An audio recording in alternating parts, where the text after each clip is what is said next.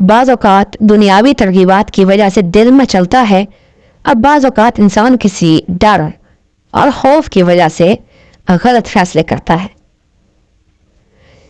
سید سرفراز فرماتے ہیں کہ جسٹس اعجاز جب ڈپٹی اٹارنی جنرل تھے تو ایک روز میرے گھر آئے، جیسے ہی انٹر ہوئے میں نے چھوٹتے ہی کہا آپ انکار کر دیجیے۔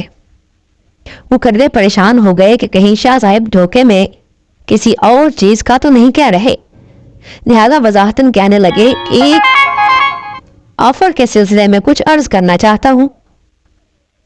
میں نے کہا جناب وہی تو میں کہہ رہا ہوں کہ آپ اس آفر سے انکار کر دیجیے۔ جسٹس اعجاز صاحب بھی اللہ کے ایسے بندے تھے کہ پھر پلٹ کر وجہ نہ پوچھی اور ہائی کورٹ کا جج بننے کی آفر مسترد کر دی۔ 3-4 مہینے بعد جب وہ دوبارہ مجھ سے ملنے آئے تو میں نے کہا اب آپ کو جج بننے کی آفر آئے گی، وہ قبول کر لیجیے گا۔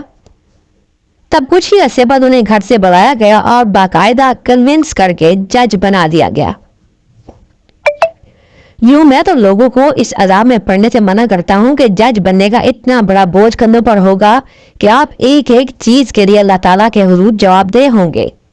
کیا آپ کو یہ زندگی اچھی نہیں لگتی کہ آپ کو بہت سی باتوں اور اعمال کے لیے جواب دہ نہ ہونا پڑے؟ البتہ یہ ضرور ہے کہ آپ اپنی جگہ مت چھوڑیے تاکہ برائی کو راستہ نہ ملے۔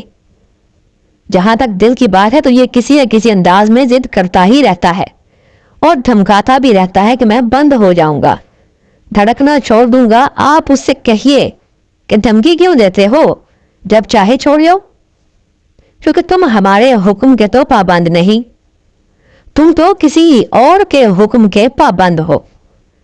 جب اس کا اشارہ ہوگا تو دھڑکن بند ہو جائے گی۔